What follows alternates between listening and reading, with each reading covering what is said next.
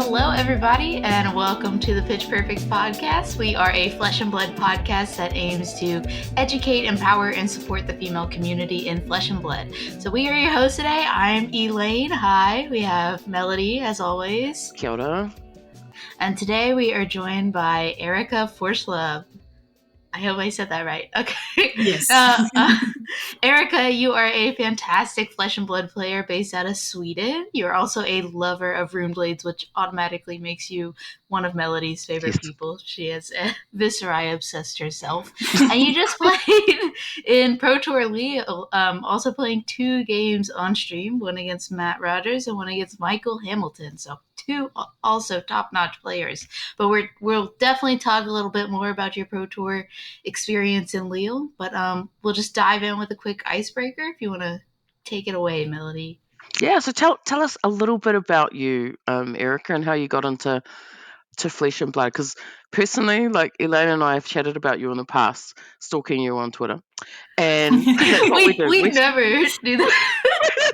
Well, no, we never stalk people, and you sort of popped up out of nowhere, and we're like, oh my gosh, this is Erika. So, and obviously you've done really, really well. So, how did you get into flesh and blood? Like, what are your flesh and blood origins? So I don't really have an origin with card games previously. Like I played Hearthstone like way back when that was popular, but never into the physical card game style. I had an old colleague who brought me into Magic the Gathering during the lunch breaks, and I did not fancy it a lot. Like whenever you get stuck with the hand that doesn't have the lands and you have to mulligan, you get fewer cards and still no lands and you have to mulligan again. I thought it was such a stupid system.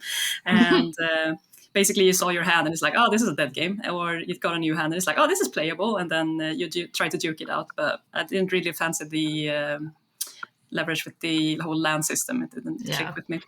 But then last year in October, like right around Tales of Aria came out, we had a friend who got really into this game. And he tried his tooth and nail to get me and my boyfriend into this ecosystem, and I was like, nope, this is not for me, I'm out. And then my boyfriend started playing and he got him into it, and I was like, good for you, you have a hobby, good for you, it's good. I don't want to get into that. But then one day this friend of ours, he came over to us for dinner, and he had brought this Blitz deck with him. And of course, when you have guests at home, you don't tell them no. So when he asks, do you guys want to play some Flesh and Blood? You say yes. Wow, tricky. Yeah. So he had brought this Briar Blitz deck that was the old famous overpowered ball of lightning shenanigan Briar, and gave it to me, and we started playing, and I just smashed it out of the ballpark, and I was like, this is so much fun. From a competitive spirit, right? So whenever someone provides me with an opportunity to beat someone else in a game, and it went really quickly, like learning all of the basic details you needed to understand in terms of like, you have these cards, they do things, and like reading everything was really like self-explanatory in a way. It was really easy to get into it, and the whole system that you can use all of your cards in a way where you can either block with them, you can pitch them, you can attack with them, you can use them in such many ways. No single hand is dead by default. And that really like thinking with me, like you can look at the hand and it's only 4 cards, and you will draw 4 new cards next turn. And the 4 cards you have right now might be the end breaker of that turn, but you will draw into 4 new ones. So hopefully you draw into something better next time. You can still block with it and hope it doesn't smash you back too hard. But yeah, it was super fun to get into it. And then so many boxes cracked later, and so many collections, and we need more storage systems at home in order to facilitate everything. But yeah, it's fun.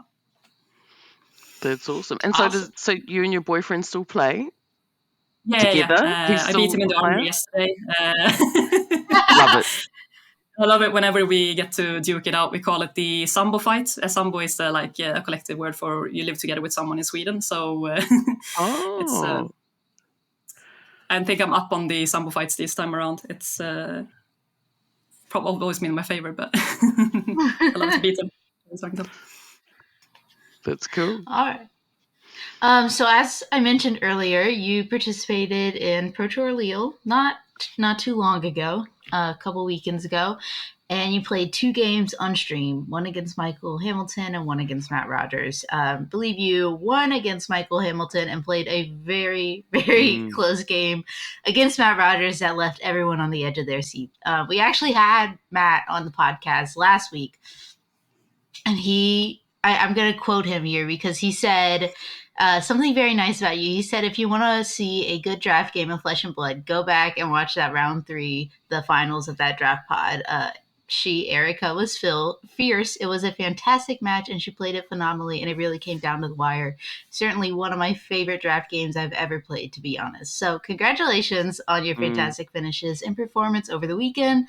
I think you finished going 8-6 in 104th place out of 360 plus That's people amazing. in the Pro Tour, and then you all that's crazy. And then you also participated on the Battle Harden on Sunday and came in 29th. So it was the amazing accomplishments. Congratulations. But what was your proudest moment of that weekend? I mean, beating Michael Hamilton on stream was not what I expected to happen, start of the weekend. But I think one of my proudest moments was in the Battle Harden. I managed to 3-0 the first draft pod that we had. And up to that moment, I had never 3-0'd a pod. We have done so many practice runs going into this, and I've always managed to fall out short in the last one. So I've been able to go 2-1 quite frequently, but never 3-0. So going into that drafting Icelander, because that's what my pod told me to do, because reading the signals and trying to understand what everyone else is going on is okay, 2 people on my right is forcing Phi. Icelander is wide open. Let's go Icelander. I got a really, really nice deck. I really, really enjoyed it. And I beat all the 3 Phis in the pods back to back. So I was also lucky that I got those matchups and not the draw my matchups. That is horrible for Icelander match. But yeah, that's probably my proudest moment. For first time I cracked the famous 3-0, but then I finished 4-2 in the Battle Hard in the afternoon. I had some interesting events happening going into the second round that stressed me out completely. But yeah, I'm really interested to know. So with your you're saying that you've done lots of draft and you've gone 2-1, and you're in a totally different country with hundreds of other people. You're not playing with your normal group, and you managed to crack 3-0. I think that's pretty impressive considering, it's a whole different group of people. What do you think that was? What do you think was different between playing at home consistently with the same people? Was it just different play styles, or is there I anything think that stands it's out for you? a collection of luck and me managing to read that draft correctly. And it was only me and another Icelander in that draft, and that gave me a really, really good solid deck. And I think the choices I made for how I built that Icelander ended up really good. I had so many ice blues, and so I could continuously just put something ice blue in that arsenal, tax my opponent with an ice or a frostbite. So I think the collection that all the things I have learned from all of the drafts that I've done came to this moment, and okay, now it's the time to build the best Icelander deck of your life. And the same thing that went on with the draft we had in the Pro Tour was the same thing. Okay, everything comes down to this. Now build the best Phi deck that you can possibly build. And also being able to read the signals. Reading signals in this game is super, super hard. There are so many intricacies, and the levels of the people that you're playing with can also matter a lot on what the signals they are actually actively trying to send to you and actively not, or how do their packs look like and stuff like that. It's also super hard to pivot. So I mean, if you're 5 picks in and you are suddenly realizing, oh shit, the hero that I thought was open 2 picks ago is now completely closed. It's super, super hard to also pivot and also have a solid deck going from there. So it's a super, super hard draft, but I still enjoy playing the heroes in this draft, except for Dromai. Dromai was the one that killed me off in the Battle Harden in the last round. But other than that, I think both Icelander and Phi are super fun to play. So it helps a lot. Yeah, I like the play style of both Icelander and Phi. When I started at the world premiere playing sealed and draft, I was on Icelander. But I mean, my road to Nats that I top forward for nationals, I was on Phi. I just drafted Phi all day. I've drafted Dromai one time because I was like, okay, I should do it just for the experience, just so I know how to play every hero. Hmm. It was yeah, she wasn't for me as much as the other two were, honestly. She's super But tough to play. Like I love the whole dragon style and the thing that you have a board state going, but it's super tough, especially in the blitz format where games are super fast and you don't really get the time to get that board state going. right. I think I also figured out it's like you either gotta like go heavy dragons or like heavy aggressive, and my deck was kind of in between, and it Yep. just felt like I wasn't like I actually I think I went 2-1 in that draft, if I remember correctly. But I still like didn't feel like I was doing anything, you know, if that makes sense. So it's like this isn't functioning the way I want it to be.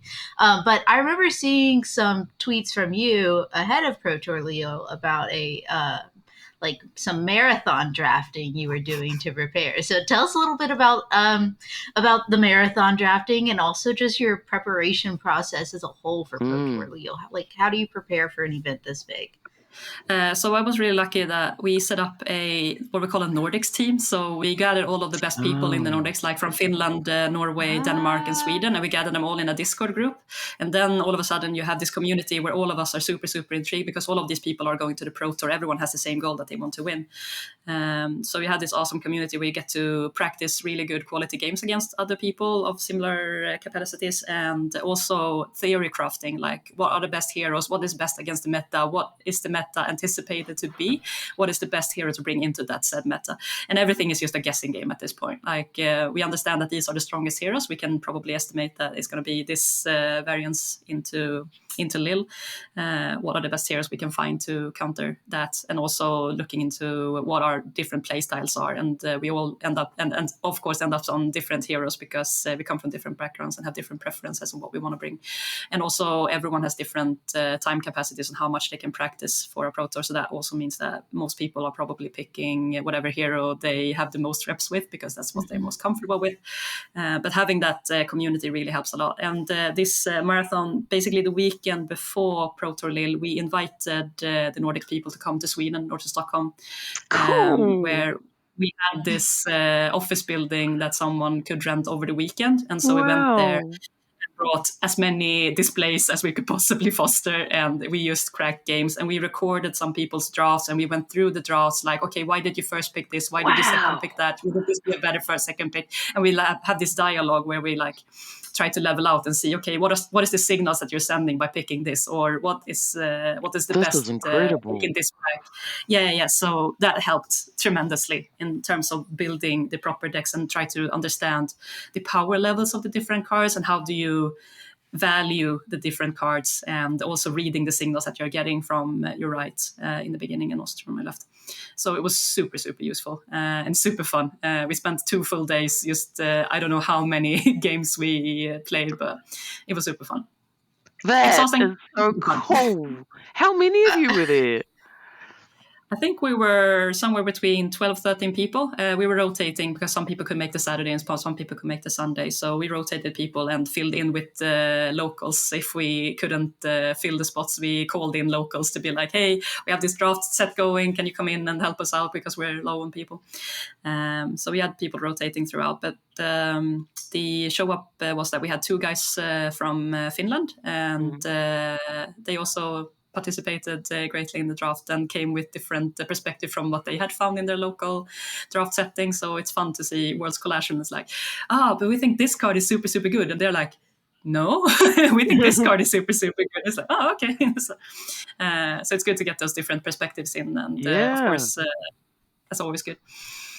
And you even recorded everything. It's like a rugby match, rugby over here, and you look at your plays and wow. Yeah, we had one incident where one of the people was super frustrated because he had read that Icelander was open, and he blamed me for not sending the correct signal because I was also on Iceland, and he was like, why did you send me this and this and that? You should have taken this instead and shown me that Icelander was closed. And then we watched the recording and he tried to understand how did I read this signal so badly? And it came down to the fact that he had seen a pack with 3 Icelander cards. The problem was that one of those Icelander cards was the foil. which meant that the 2 Icelandic cards that was remaining showed to him that it could possibly be that 2 people was open on Iceland, because typically you can see up to 4 wizard cards in the pack. And so reading that foil into that statement is typically not what you want to do. You often discount the foil in that math calculation, typically for a pack. So when he saw that, or he didn't see it, he was a friend. He was like, "Isn't that a foil?" And he was like, "Oh shit! I read that completely wrong. God!" He was so frustrated. So it was super good practice for everyone involved, and I think that really, really helped us going into Lille. Yeah, that sounds highly productive. I don't even know what other way to say it. That's just like organized, productive. The definitely the seems like the most practical, best way to tackle, like really getting good at drafting. And I also like the point that you brought up, saying that the people from Finland had different ideas of what cards were actually good. It's so interesting to me to like travel to different places and see how the meta is different. Even that happens in the US if I travel somewhere for a pro quest or something, and I walk into the room and I'm like, why is everyone over here playing this deck? Like no one at my locals play this deck. And it's like I love that idea. So are these people that you were testing with? I saw also on Twitter that you were doing a lot of like drafting in wherever it looked like maybe you were staying at like a testing house in Lille.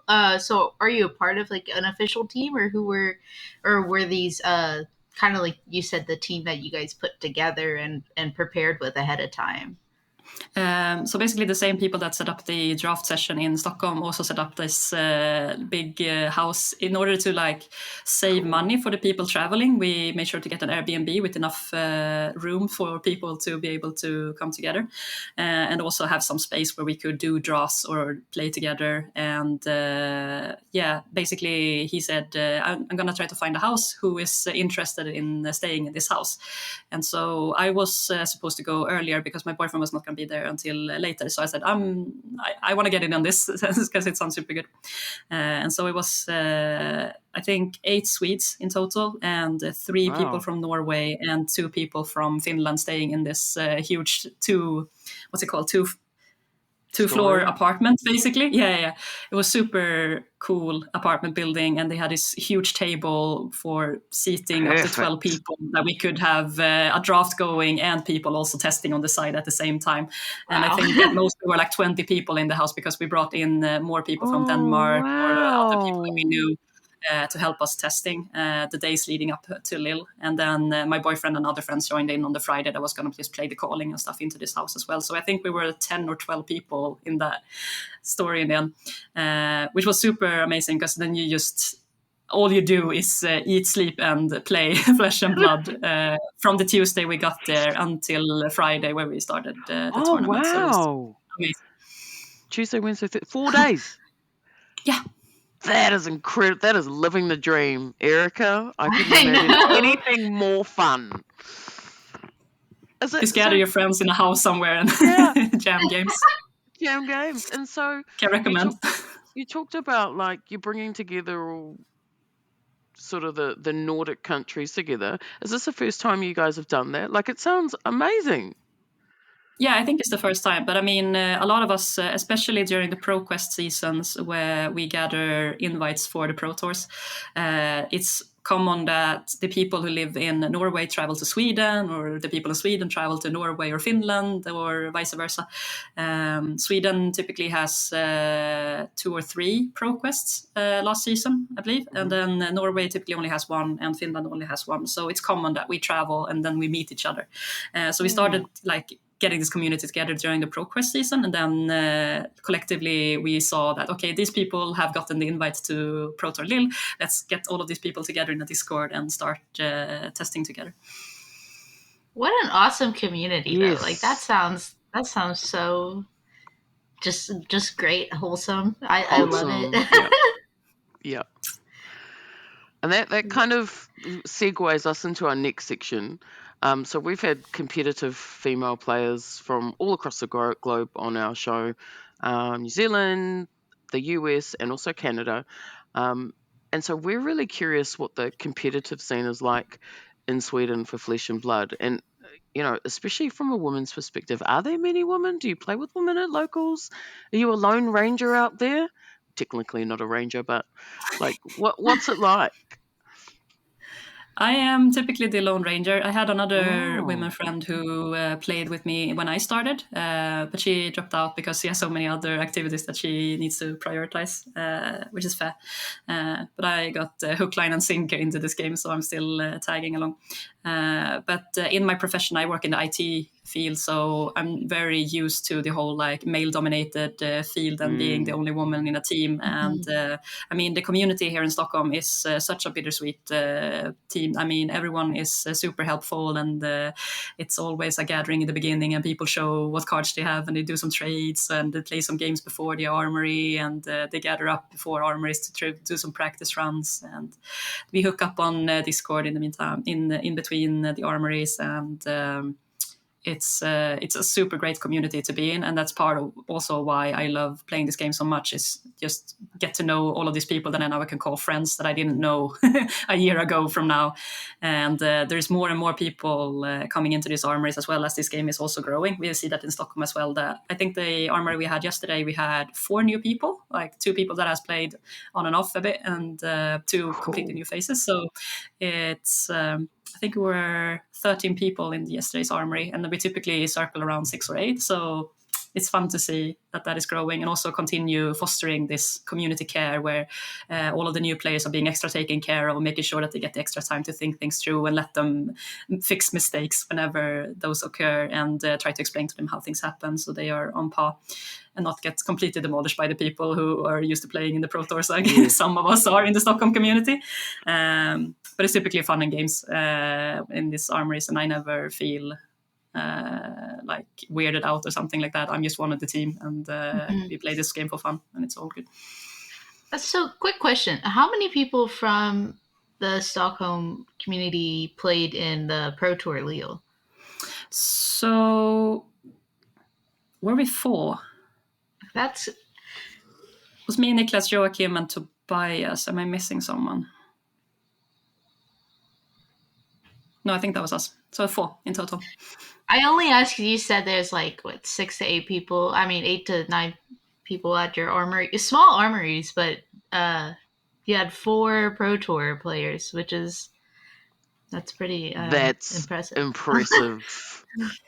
Yeah, we had 2 people qualifying through the Pro Quests, me being one of them, and we had one guy who won the battle. No, he didn't win. He comes second in the Battle Harden in Utrecht.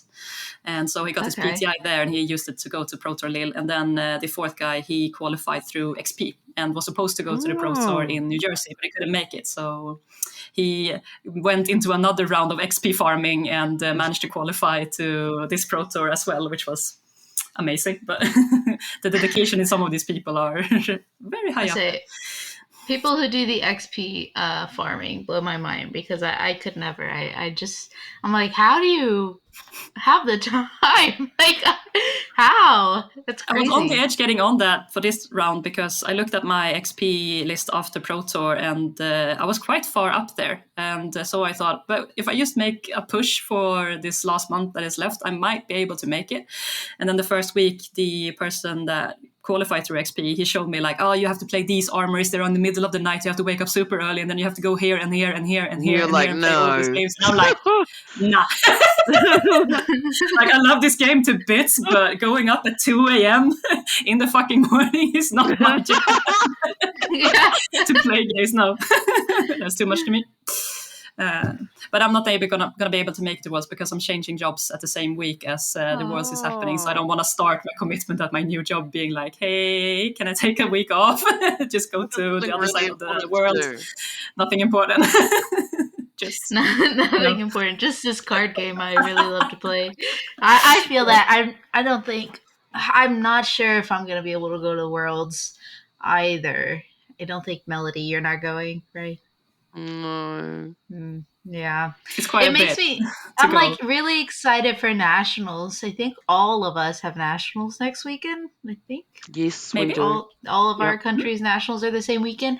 I'm really excited for that because I miss seeing these people, my friends that I only get to see at these events. But I was thinking about it earlier, and I'm like, man, I also miss like the international events. I haven't been to an international event since Pro Tour New Jersey, and I miss seeing like all my international friends I've made throughout this game. So it will be sad if I miss Worlds, but we'll see how it goes over. Fingers crossed. Yeah, Everybody's fingers getting new crossed. jobs. Everyone. So, All right. what do we got next up? I'll pass it over to you, I Elaine. feel like you answered this question, so let's go. Let's dive in.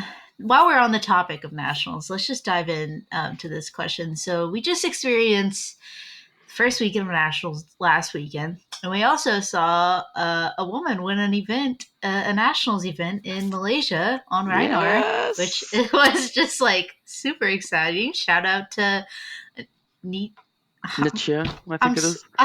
Nietzsche. I'm Great so job. bad at pronunciations. So that's super exciting to see women taking the competitive space by storm. I mean, I might be wrong about this, but I mean, the only other woman national championship that I'm aware of is Yuki Lee Binder. So in talking to other women who play this game, I think Melody and myself have both seen that a lot of women who, I'm sorry, I lost my train of thought. A lot of women who play this game aren't like always super confident or comfortable to play at high levels. Like I know I've traveled around and met other women who play this game, and they don't like to play in the big like nationals events and pro tours and stuff.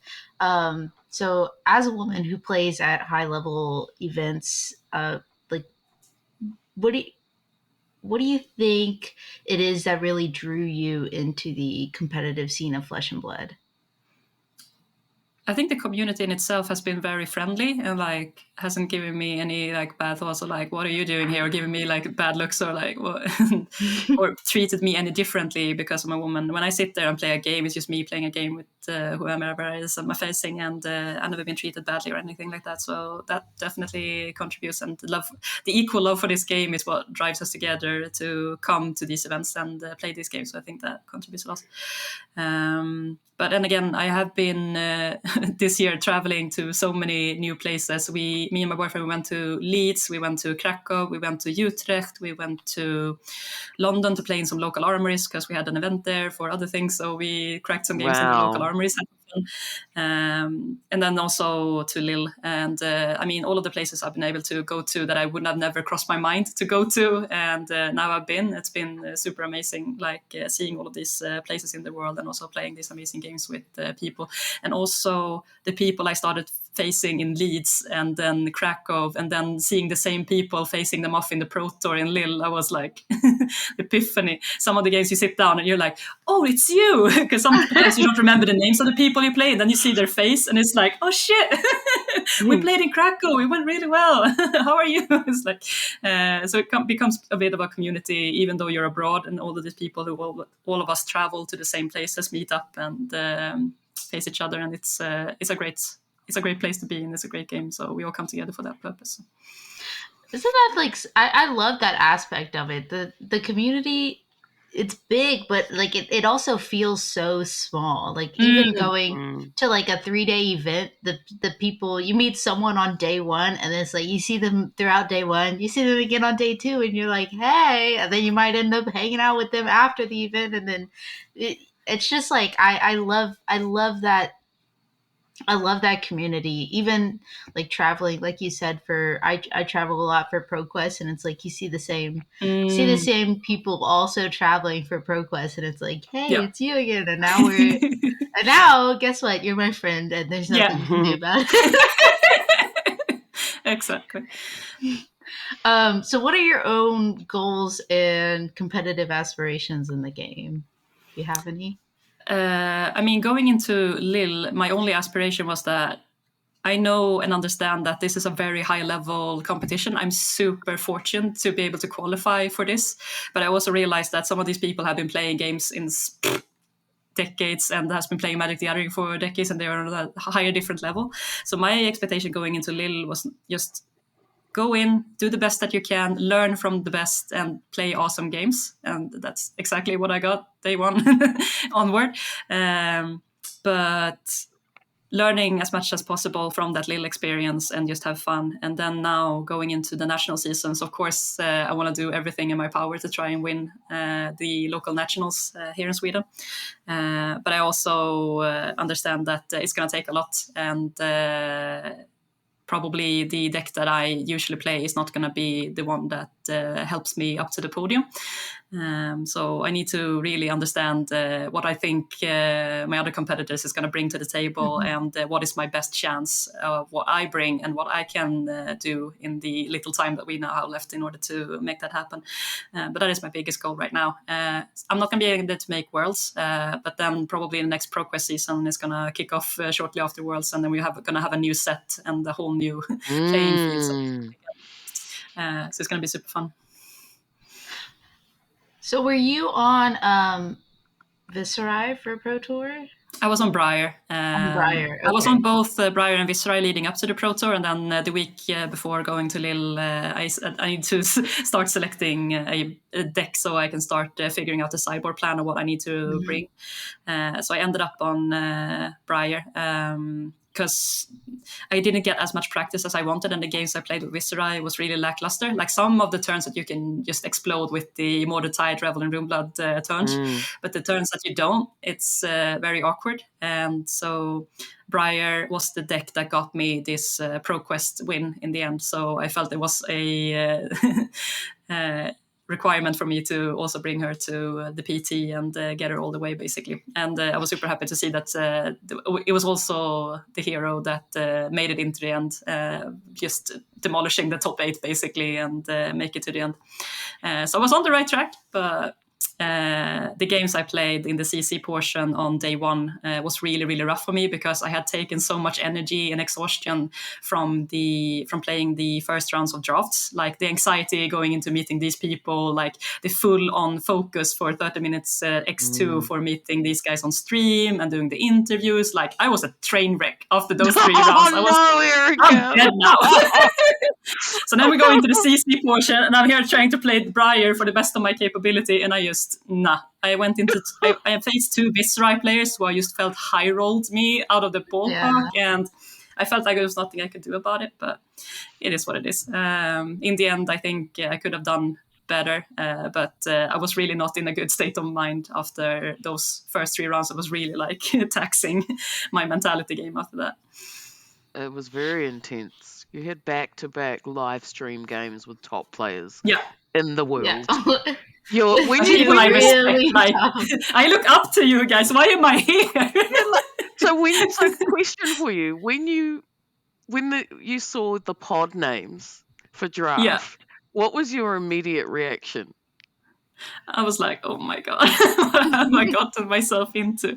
Because I saw, because they typically post these tables standings on these boards, and so you have to queue with everyone else to get to these boards. Yes. It's like a whole hassle. Yeah. I don't know why anyone hasn't built a digital functionality for that yet, but. Okay. So you have to travel through this line. It's like, table 10, seat 3. Okay, whatever. You get to the table, and there's a judge there, and no one is sitting at this table. Everyone is just standing looking at this judge. And I'm like, this is sus. Why is this judge at this table? And so I see because they have these pamphlets on the tables that says which names are supposed to go onto these tables. And I see Matt Rogers on it. And I'm like, oh, great. Cool. And then the judge says that, but we're going to the streaming table because we want to stream Matt Rogers' games. And I'm like, that makes sense. Perfect. And then I see that I am seated directly right on Matt Rogers. So whatever I am passing to Matt Rogers is going to be streamed to I don't know how many people. And everyone's going to judge me. And so I felt instantaneously that internet is a mean place to be. And now everyone on the internet is going to judge whatever I'm passing to Matt Rogers on stream. This is going to be horrendous. And then we get to the table, and I also see that it's Michael Hamilton, and it's also one of the Finnish guys that I've been draft practicing with for basically a whole week leading up to this point, sitting right next to, like on the opposite side of me. And we're like, we're like deers in a fan light. It's like we have no clue what we're doing here, but we understand that this is the best we're gonna get. So I just try to like don't focus on what is happening. Like, you're here, just do whatever it is that you have learned during practice and just draft the best of your capability. And so I knew I was drafting basically the best draw my cards of Matt Rogers' life to my left, but at the same time I was reading that Fi was super open on my right, and I'm not going to pass on the opportunity to force Fi. So I said 3 picks in that, okay, Fi is still super open. No one of these people on my right is forcing Fi. I'm going to be the first one to force Fi in this pod, and that's where I went. And then it ended up that we had 4 Icelanders in the pod, my Finnish friend being one of them, and then Michael Rogers being the other one of them. And so I heard from my Finnish friend that, oh shit, I got the worst Icelander deck that I've ever seen in my entire life. This is so bad. I'm not going to go anywhere with this. And so I knew that going into the Michael Hamilton game, that he is one out of 4 Icelanders in this pod. It's not going to be amazing. And probably if I just play as a normal, this is probably going to end well. And it did. And it was super fun. And it was still a really, really fun game playing against Michael. He's such a good guy. And then going into Matt Rogers, I knew he's the only Dromai in the pod. He's probably drafted the best Dromai deck I've ever seen. Yeah, so I thought, like, going into this game, like, I don't have a chance. I'm just going to play the best I can and just learn from it. And then we go down to the 1-1 situation. We're both on 1 life, and we basically both have 5 cards left in our deck. And I'm like, how is this so close?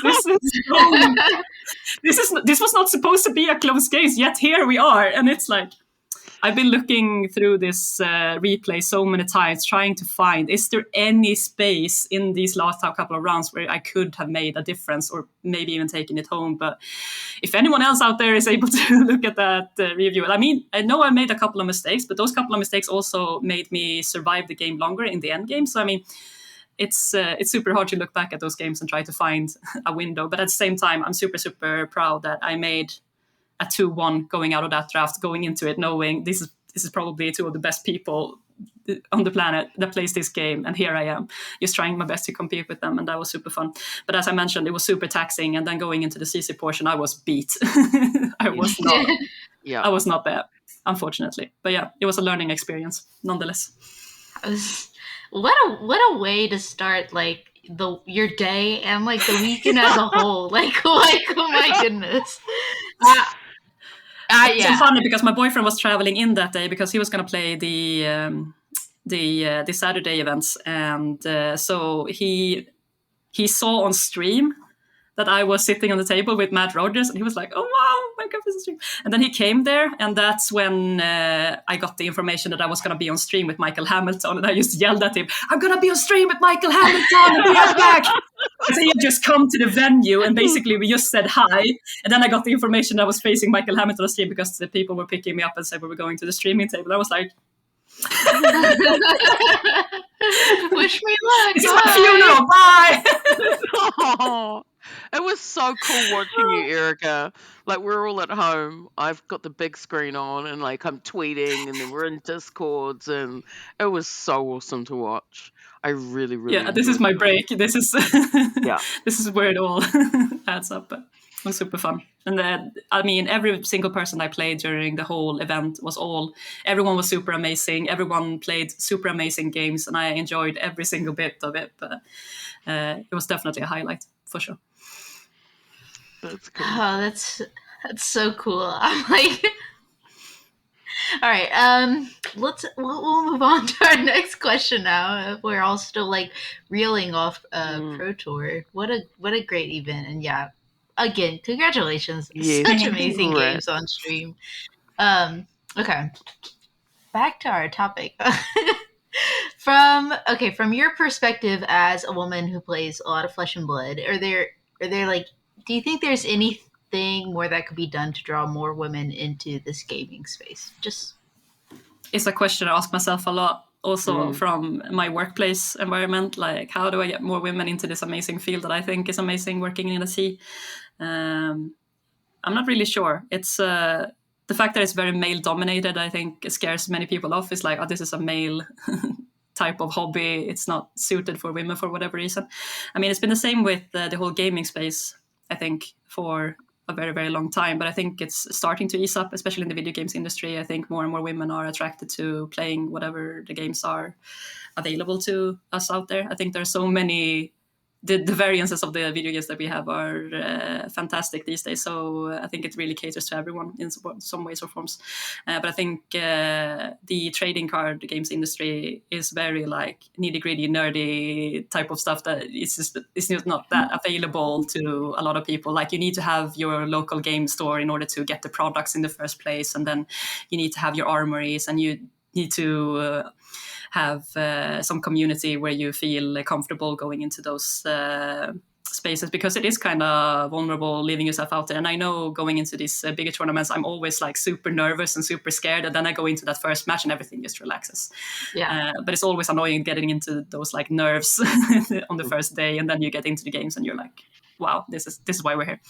But I think it's super hard, and I think it's going to be a struggle. And like, the best thing I can do is just to make sure that we provide the best space possible for everyone to feel welcome, and just showing us that we are here. It's not just a men's boys club or whatever you want to call it. It's available to everyone, and we can all enjoy it equally. Yeah, I think just, like, although it was nerve-wracking for you, I think one great thing is like having women being live streamed.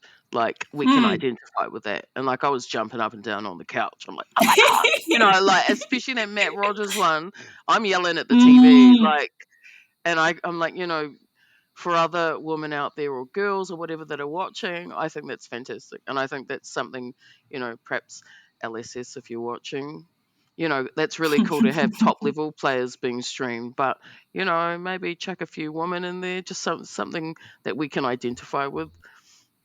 Definitely. That's just my thoughts.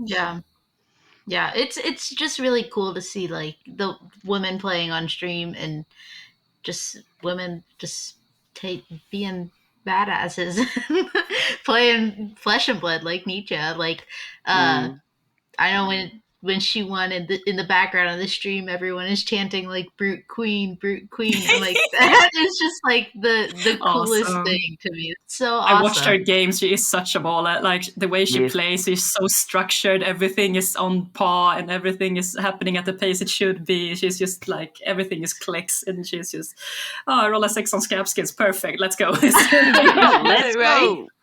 Let's go. Let's do it. Yeah, that's awesome. I think it's really interesting that, like, even, we're on opposite sides of the world. I think pretty much all three of us are all over the world. But I think it's really interesting that still in our local communities, and, well, not necessarily like our local communities, because I think we all actually have pretty local communities that we love. But just in general, like, there's still these stereotypes in the TCG space, like, surrounding women. I just think that's kind of crazy, like, that no matter where you are in the world, there's still these barriers and stereotypes you have to overcome as women. We'll one day at a time. One day at a time. Yep. Yeah. We'll get there. Yeah. We are growing. Yes. Yeah.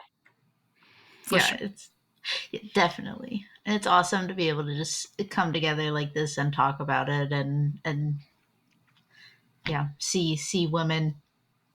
I'm really excited for the Nats. Like, we've got so many women competing in Nats all over the world. New Zealand, there's 1, 2, 3. I think in France also, there's a woman in the top 4, I believe. Yes. Yeah. And there's a couple in your Nats coming out. I don't know if there were any in the Australian.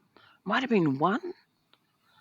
But we're getting out there. There's actually for you in the US, isn't there you, Mara? Mara's in Nats, right? Yeah, me and Mara will both be at Nats, playing at Nats. She'll be probably on her dragons. Where is the US Nats? It's in Charlotte. So yeah.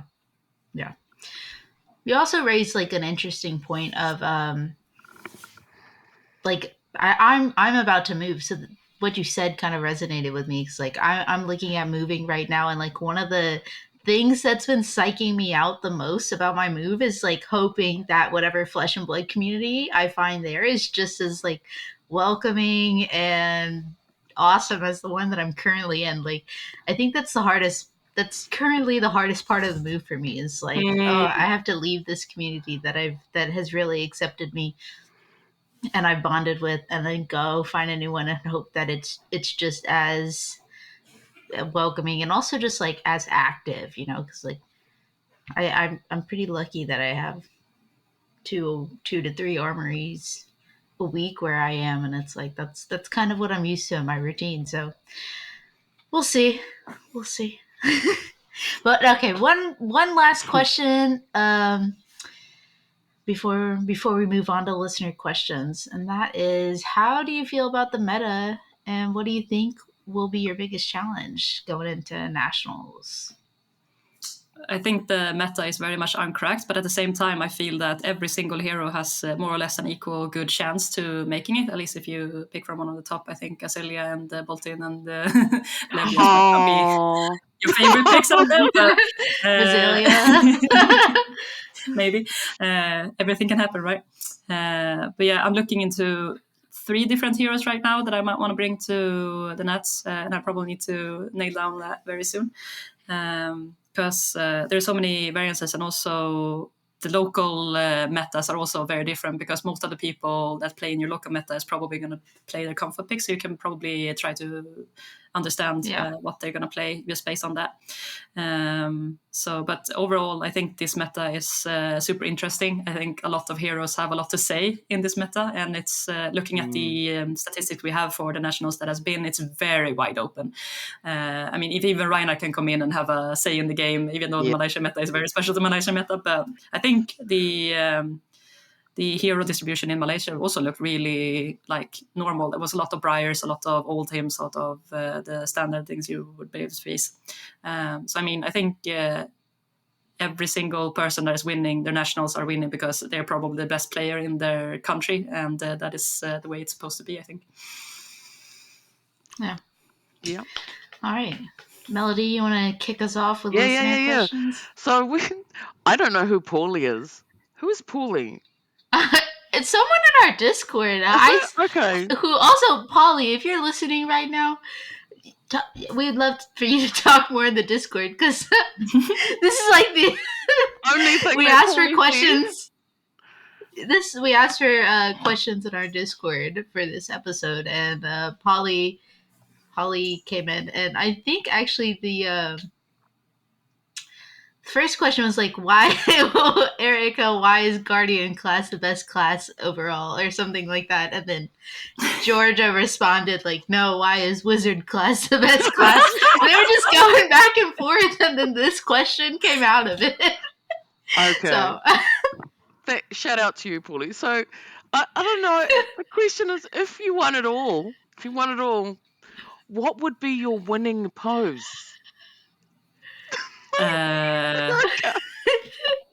Wait. That would be me double folded crying out of joy, of course. Yes. Just me in happy tears, having a mental breakdown. I don't think I would have a post to say. It would just be having your game streamed, happy on the inside. Yeah, that's cool. Here you go, Paulie. All right, there you go. Georgia asked. This is actually a question that we were gonna ask, and I think we got. Flake also asked the same question, but Georgia asked it first, so I'm giving credit to her. And it's a question that I've been resisting to ask this entire recording, because I also really want to know how do you handle the pressure of being on stream, especially when you are playing against two of the most well-known players in the whole world. It's like I hate playing on stream. I should say that. Like, I've been at events and been asked to move. Like, there was one event where they had me on stream like 3 times, and every single time I was like, no. Like, please, I don't want to. I hate playing. I can't do it. It makes me anxious. I forget all the knowledge of playing goes out of my brain. It's like I've completely forgot how to play Flesh and Blood when I'm on stream, or against like, or against like really good players. Like if I've sat down against a really well-known player, I always feel like I completely butcher the game, and then I have to be like, sorry, I actually do know how to play this game. I'm just really nervous. My first time. Yes. So how do you do it? This sounds like someone asking this question thinks I have things under control while I'm on stream. I don't. I think you can see me like shaking rapidly, trying to fix my arsenal, not my arsenal, but like my equipment on my left-hand side in the first stream against Michael Hamilton. And I mean, I think it's something that comes down to just do it a bunch of times and then it will become easier. But I think I looked at it at the perspective of it's going to be horrible playing this on stream because I'm going to be extra nervous and anxious. But I'm going to be super appreciated afterwards because I can go back and look at the stream and look at all the mistakes I made and become a better player. So I try to like see the positive side of it.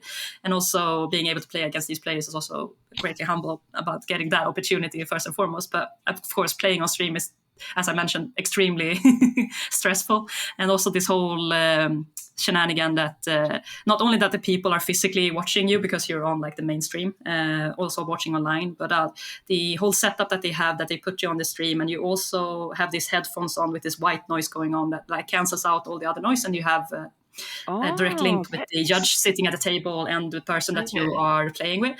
But it had like this static white noise going on in them, so it was like annoying. And then you could hear each other perfectly clear, so that was really good. So even though you sat quite far away from each other, you can always hear each other. But then you also have to keep track on these dices, making sure that you have the right power coming on your attacks and how much mana you have left or which.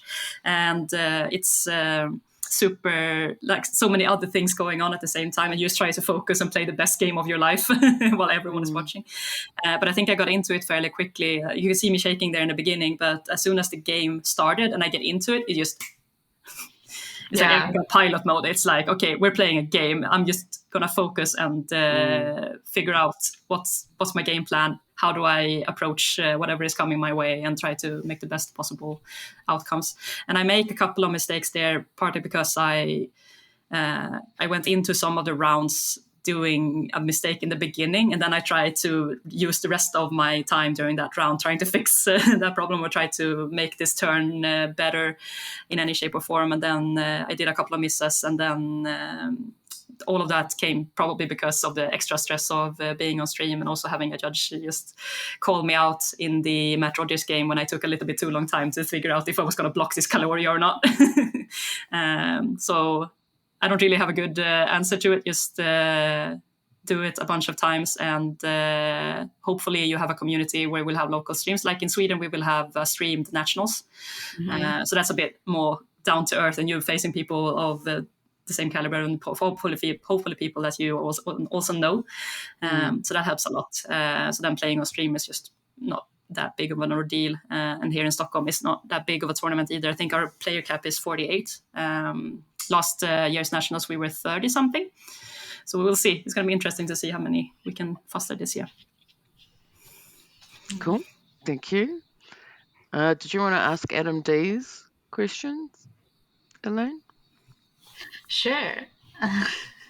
So Adam D, Moonside Man, he asked, what is Erika's game day routine? How does she manage calories, adrenaline, and day 2? I'm assuming means just like eating throughout the day by calories, because I eat pickles, which apparently is not it's not the best snack. Have to talk about pickles. We got it in there. How many calories are in a pickle? How long do you last? You're the one who asked me to ask the question, Melody. So.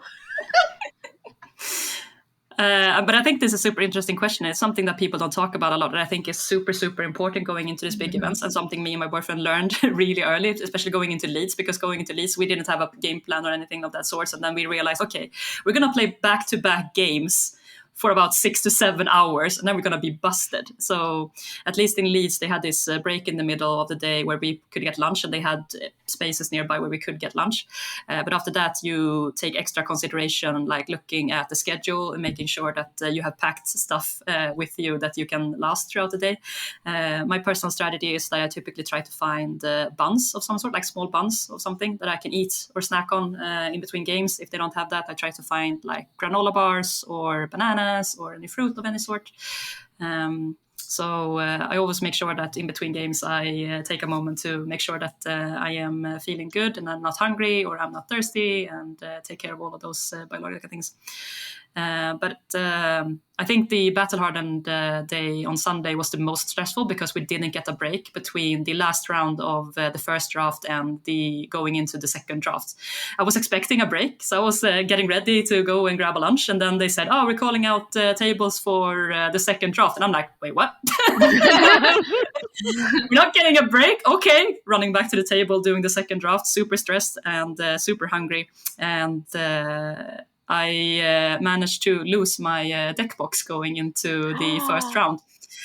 Super harrowing experience. I go to my table and I see a judge there because I was on the toilet from doing the drafts going into the first round on the second pod. And there's a judge there, and I'm like, okay, sorry if I'm late, because that's what I assumed the judge was there for, because I was running late. And he said, no, you're not late. We're just doing a deck check. Oh, sure, it's a deck check. Perfect. And I look in my bag, and my deck box is not there. Oh my God. The Blitz deck, for the draft deck that I had prepared. And I'm like, I'm sorry, but my deck is not here. And they're like, okay. I'm like, is there a lost and found or something that I can check real quick? And it's like, yeah, in the corner in the the winners area where they lot out its earnings for everyone. I was like, okay, I'm just gonna run there real quick and get back here as soon as possible.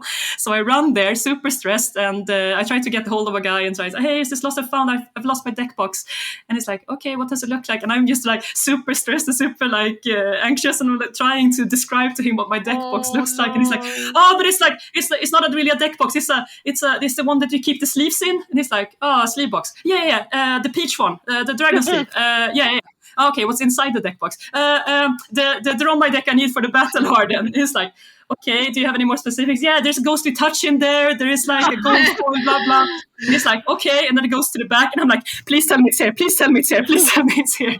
And he comes back and he shows me the box, and I'm like, yeah, it's there. And he opens the box just to make sure that my description is correct and everything. And I'm like, thank you so much. And he's like, you should be more careful about your things. I'm like, I know.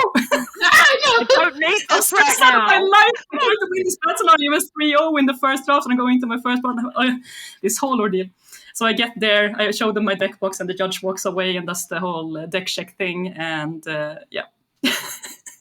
Oh my Whatever God. you do. I cannot imagine how stressed.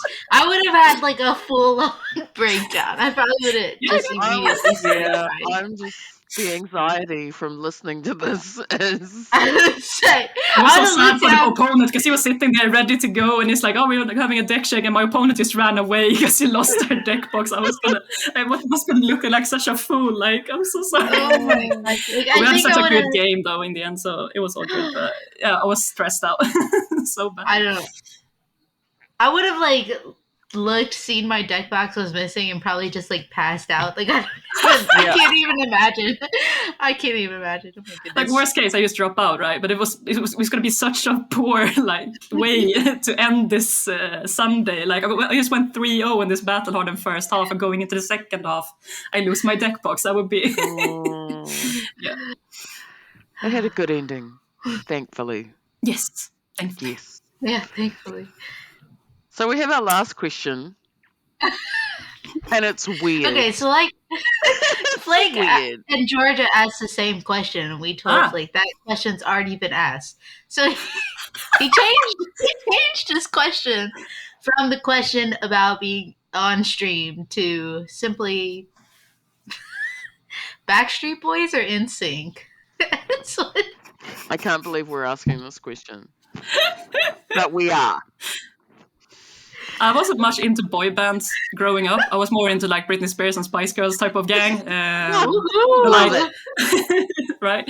But like the only songs I remember is like Backstreet Boys related, so I guess I have to select Backstreet Boys. Backstreet Boys gang. You can overrule and say Spice Girls. That's fine. Yeah. Colors of the world, Definitely. every boy, every girl. Yep. Okay, cool. People of the Yeah, world. right. Yep. God, I jammed that so hard. Growing up. Yep. Mm-hmm. That was my jam. Okay, Melody, you wanna? Yeah, cool. So wrap things up? we're gonna wrap up, and we like to ask all of our guests one question. All the guests that we have in our pod. So is there any kind of content or topic or even guests that you'd like to see on any future episodes of Pitch Perfect?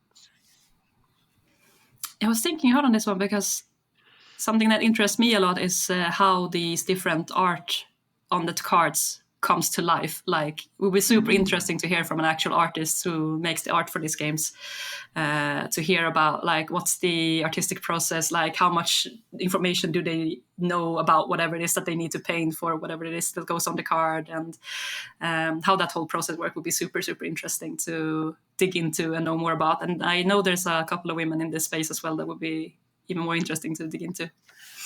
There definitely are. I know Irene, Sawyer May. There's a couple of artists. Thank you. Okay, cool. Well, noted. Awesome. Yeah. So, well, that's I us. would Thank enjoy you very much, Erika, for joining us today. What's the time there? Thank you so in much for having Sweden? me. Is it like 2 It's o'clock? 9 p.m. Oh, it's 9 p.m. Okay, cool. It's It's 7 fine. here. Yeah. 7. Thank you for joining us. We've had a wonderful time with you on our show.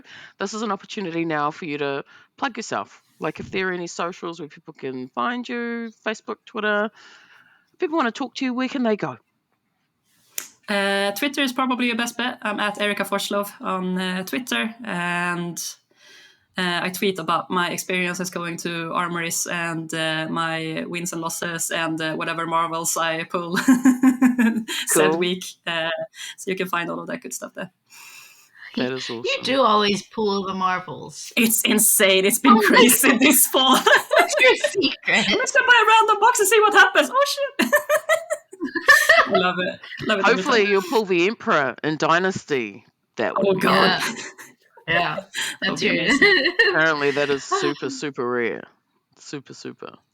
Challenge accepted. Challenge. Yes. Awesome. Well, thank you so much for joining us this week. Until next time, everyone. Ka kite. Bye. Bye. Bye.